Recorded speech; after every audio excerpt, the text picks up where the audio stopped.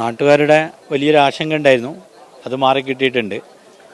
മാത്രമല്ല, 2 ദിവസമായിട്ട് വനംവകുപ്പ് ഉദ്യോഗസ്ഥരും പോലീസ് ഉദ്യോഗസ്ഥരും റവന്യൂ ഉദ്യോഗസ്ഥരും ഈ ദൗത്യ സംഘവുമായിട്ട് സംയോജിച്ച് നന്നായി പ്രവർത്തിച്ചിട്ടുണ്ട്. ഗവൺമെൻറ് വാഗ്ദാനം ചെയ്ത വാഗ്ദാനങ്ങളൊക്കെ ഇന്നലെ വനം മന്ത്രി നേരിട്ട് വീട്ടിലെത്തി അവരെ മകനുള്ള താൽക്കാലിക ജോലി ഓർഡർ കൈമാറി. വയനാട്ടിൽ ആദ്യമായിട്ടാണ് ഇങ്ങനെ ആക്രമണം നടത്തി പിറ്റേ ദിവസം തന്നെ ഈ ജോലി വാഗ്ദാനം ചെയ്തത് ഓർഡർ നൽകുന്നത്.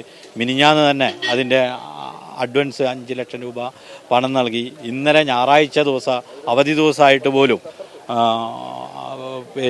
ഉദ്യോഗസ്ഥർ ഓഫീസിൽ ഹാജരാവുകയും മരണ സർട്ടിഫിക്കറ്റും പിന്തുടർച്ചാവകാശ സർട്ടിഫിക്കറ്റിനുള്ള നടപടിക്രമങ്ങൾ പൂർത്തിയാക്കുകയും ബുധനാഴ്ച നാളെ കഴിഞ്ഞ ദിവസം ബാക്കി തുകയും കൂടി ഈ കുടുംബത്തിന് കൈമാറും എന്നാണ് പറഞ്ഞത്. അപ്പോൾ സർക്കാർ സംവിധാനം ഇത്രയും ഉണർന്ന് പ്രവർത്തിച്ച ഒരു ഘട്ടം വേറെ ഉണ്ടായിട്ടില്ല.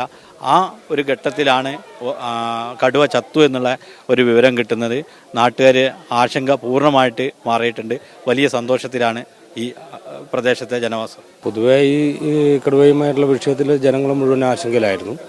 ഒന്ന്, തോട്ടം മേഖലയെ ആശ്രയിച്ച് ജീവിക്കുന്ന ആളുകളാണ് ഇവിടെ ബഹുഭൂരിപക്ഷവും.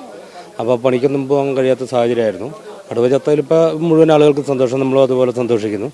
മറ്റ് ഇതൊന്നുമില്ല, ആശങ്കയൊന്നുമില്ല കടുവ ചത്തോടുകൂടി.